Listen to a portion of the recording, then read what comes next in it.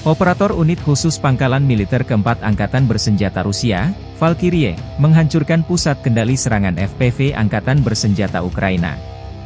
Lokasi tak disebutkan. Video lain, pasukan pemburu, Valkyrie, melenyapkan kru drone musuh yang duduk di truk pick-up menggunakan drone Sudoplatov. Demikian dilansir RV Voenkor 2 Juli. Rekaman lain, tank Brigade ke-139 Angkatan Bersenjata Rusia menghancurkan ruang galian dengan depot amunisi musuh di dekat Vugledar. Kali ini tank kami menyerang ruang istirahat, di mana Angkatan Bersenjata Ukraina kembali mendirikan depot amunisi lapangan di garis depan, demikian keterangan videonya.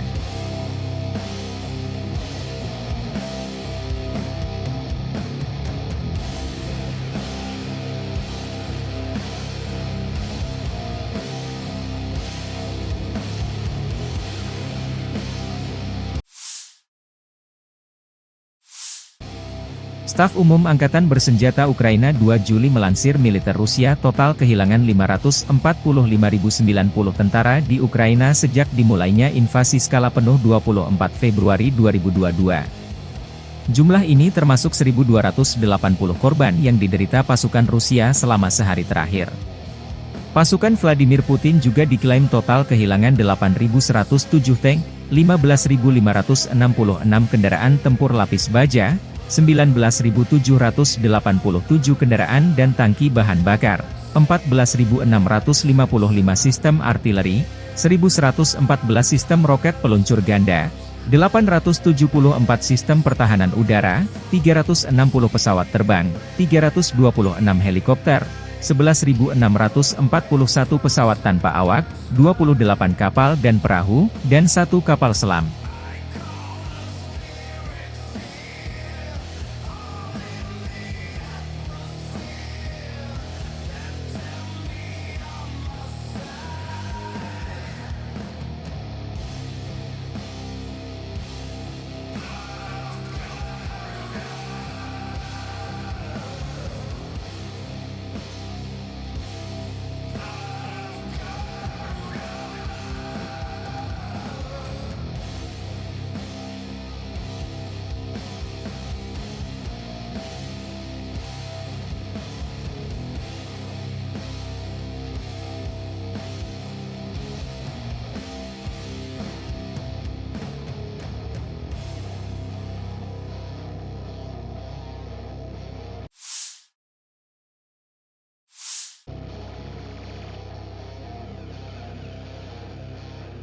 Belanda telah merampungkan lisensi ekspor untuk armada jet tempur F-16 yang akan dikirim ke Ukraina, demikian dilansir Menteri Pertahanan Belanda Kaja Ollongren 1 Juli. Belanda telah berjanji mengirimkan 24 jet generasi keempat buatan Amerika Serikat ke Ukraina karena Kiev berupaya untuk memperkuat angkatan udaranya. Denmark, Belgia, dan Norwegia telah menjanjikan F-16 tambahan. Pengiriman pesawat pertama akan segera dilakukan, kata Ollongren. Menteri Pertahanan tidak mengungkapkan tanggal pasti atau rincian pengiriman lainnya, dengan alasan masalah keamanan operasional. Pengumuman tersebut mengonfirmasi bahwa lisensi ekspor untuk pesawat tersebut telah dikeluarkan. Ollongren mengatakan kepada media pada bulan Juni bahwa F-16 Belanda akan tiba di Ukraina pada suatu saat di musim panas. Proyeksi sebelumnya lebih pesimistis, yang menunjukkan tanggal pengiriman pada musim gugur. Jet tempur tersebut akan tiba setahun setelah Denmark dan Belanda bersama-sama mendirikan koalisi jet tempur untuk Ukraina pada pertemuan puncak NATO di Vilnius pada Juli 2023. Presiden Volodymyr Zelensky mengatakan pada tanggal 1 Juli bahwa Ukraina berharap untuk memperluas dan memperkuat kapasitas pertahanan udaranya pada bulan-bulan mendatang.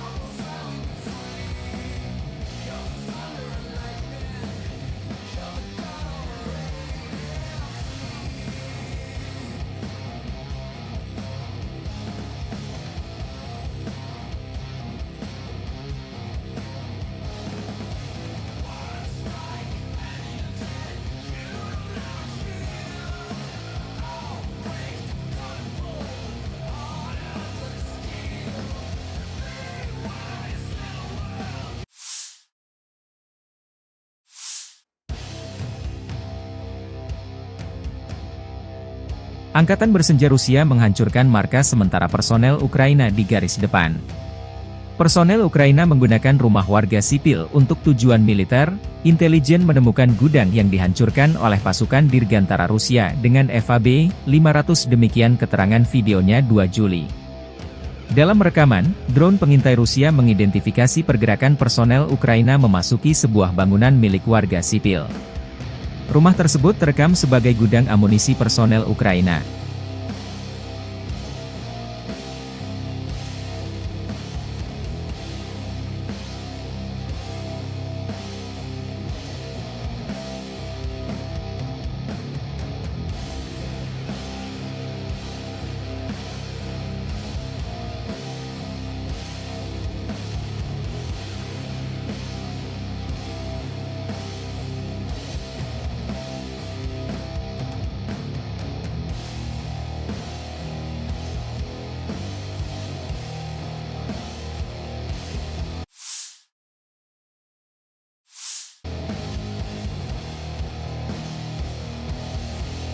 Tim pengintai Rusia di arah Zaporozhye mengidentifikasi pergerakan personel Ukraina.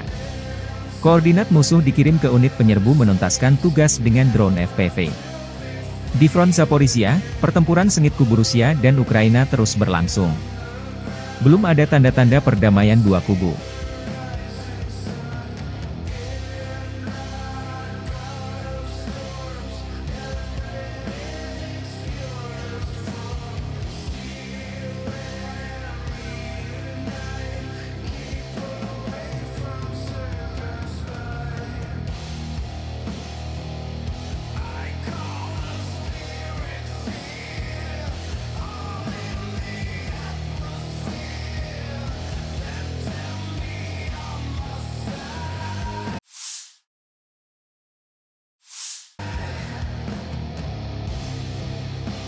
Kementerian Pertahanan Rusia menerbitkan rekaman pembebasan desa Razdolovka di Republik Rakyat Donetsk oleh pasukan terjun payung dari unit pasukan lintas udara Tula.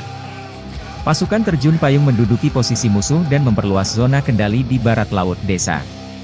Pertama, unit penyerangan, membebaskan rumah demi rumah, memasang 3 warna Rusia di sebelah gedung administrasi, dan kemudian, setelah pembebasan penuh Razdolovka, sebuah quadcopter terbang di atas desa dan mengamankan bendera pasukan lintas udara, spanduk biru dengan parasut, di titik tertinggi desa, menunjukkan kendali penuh atas desa tersebut.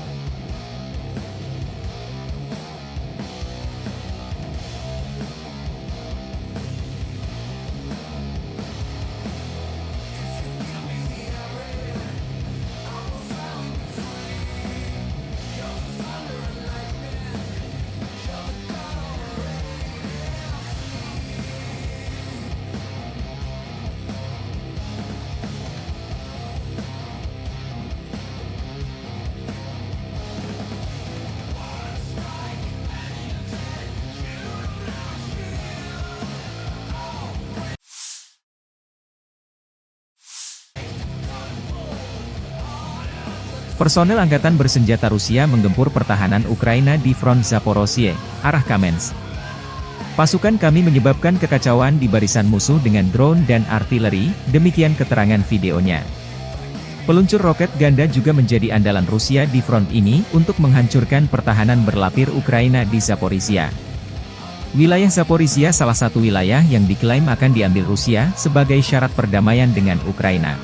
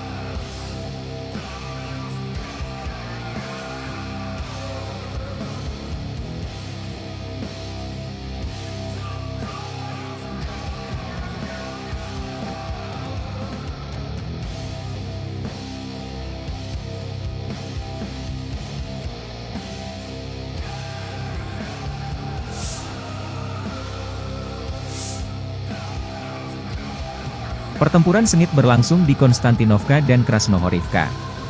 Ke arah ini, Angkatan Darat Rusia melanjutkan operasi ofensif. Musuh tanpa lelah mengirimkan cadangan yang baru disiapkan ke medan perang, mencoba memperlambat kemajuan pasukan kita. Prajurit Rusia dibantu untuk menghancurkan musuh dengan sistem penyembur api berat, Solnsepok, yang membakar posisi musuh dengan amunisi termobarik, demikian keterangan videonya. Konflik Rusia dan Ukraina memasuki tahun ketiga, belum ada tanda-tanda perdamaian dua kubu. Syarat perdamaian yang diajukan Presiden Rusia Vladimir Putin untuk melarang Ukraina gabung NATO ditolak mentah-mentah kubu Presiden Zelensky.